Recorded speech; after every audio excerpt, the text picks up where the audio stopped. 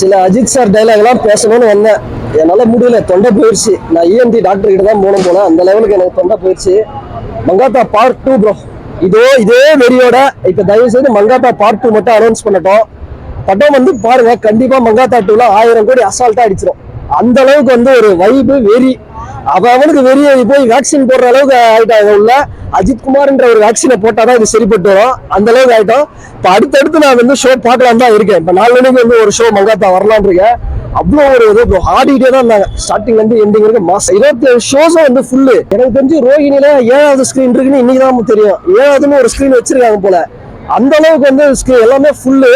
என்ன படம் அப்பா, அதாவது இந்த செஸ் போர்டு ஒன்று விளையாடுறாரு. அந்த செஸ் போர்டு பைசன் எங்கேயாவது கிடைச்சதுன்னா வந்து சொல்லுங்க. அப்படி இருக்கு ப்ரோ உள்ளுக்குள்ள. அஞ்சலிய வைபவ கிஸ் அடிக்கிறாங்க. அந்த இடத்துக்கு பின்னாடி கமல் சார் போட்டோ வச்சாங்க பாத்தீங்களா, அங்கதான் நான் மிரண்டேன். வெங்கட் பிரபு நீங்க வேற லெவல்ல, நீங்க அப்படி ஒரு டீகோடிங். எல்லாருக்குமே ஈக்குவல். லட்சுமி ராயா இருக்கட்டும், வைபவா இருக்கட்டும், எல்லாருக்குமே ஒரு ஈக்குவலான ரோல். வேற லெவல் ஒரு சம்பவம். மங்காத்தா 2ல யுவன் சங்கர் ராஜா தான் வேணும் எங்களுக்கு. Yuvan Shankar Raja AK combo. AK sir 3 படம் பண்றீங்களா, ஒரு படம் யுவன் அண்ணா கூட பண்ணுங்க தயவுசெய்து. அவரோட பிஜிஎம் 15 வருஷம் முன்னாடி வந்த படம். என்ன சவுண்ட் குவாலிட்டி.